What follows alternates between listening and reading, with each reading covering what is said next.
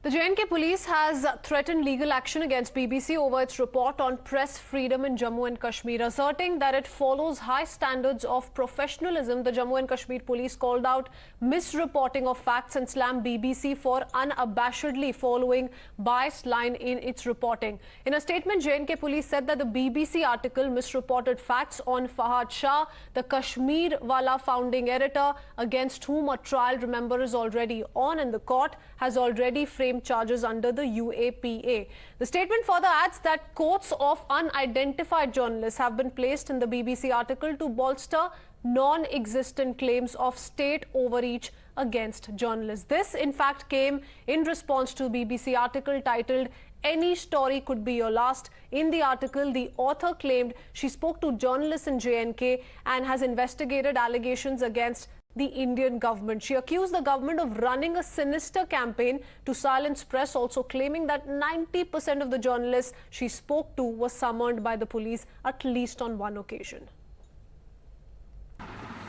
See, these agenda-driven journalists are more dangerous. The pen-driven journalists of BBC are more dangerous than actual terrorists.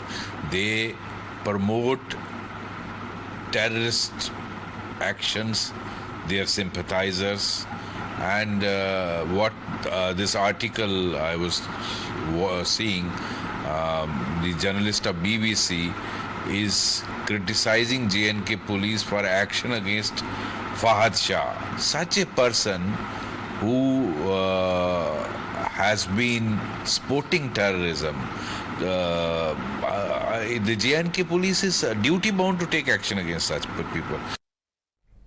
Meanwhile, J&K State Intelligence Agency has questioned the timing of BBC article. It says when the article came out, the matter of Fahad Shah was being actively heard in the High Court of Jammu and Kashmir. In its written submission to the High Court, the SIA stated that the timing of the BBC article itself looks sinister and diabolical. It further termed BBC's claim that nobody from the police or investigating agency responded to them as false, saying nobody reached out to them for a response. In fact, when Times Now reached out to BBC regarding the controversy over their report, they issued a one-line statement saying they stand with their journalism. And some of the political parties and commentators have also vouched for the BBC.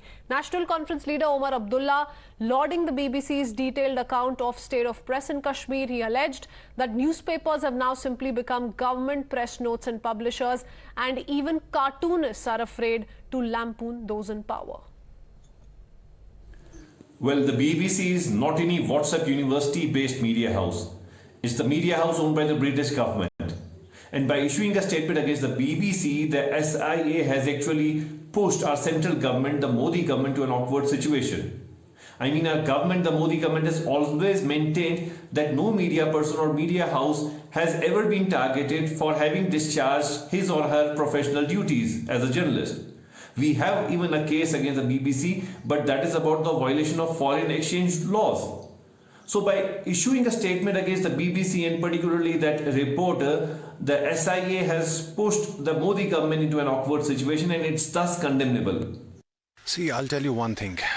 When we talk about journalism, when we talk about the media has been the fourth pillar of democracy, and we need to understand and we need to respect that. It forms the basis of democracy.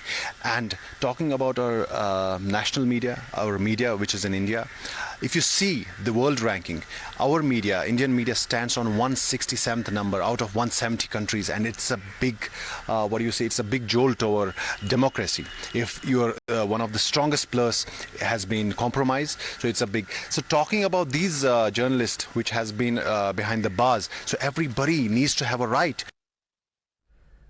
The BJP hit out at the BBC, saying the police was well within its right to take legal action against such mischievous reporting, calling such articles a jealous reaction to India's progress. Legal recourse लेना ही चाहिए किसी भी सरकार को, और मैं तो ये कहता हूँ कि अगर कुछ लोग अपनी ऐसी हरकतों से बाज नहीं आते हैं, मिस्चीवियस रिपोर्टिंग को लेके, और जानबूझकर कुछ ऐसी बातों को लिखना जो भारत के खिलाफ हो, मैं उनसे सवाल पूछता हूं क्या इनमें से कोई भी अब बोलता है उनके खिलाफ? क्या वो भी मानते हैं बीबीसी की तरह कि ये इंडिया ऑक्युपाइड कश्मीर है क्या? मेरा सवाल है घमंडिया गठबंधन के लोगों से। While the political war of words continues, it's time for us to head into a very short break. We'll be right back.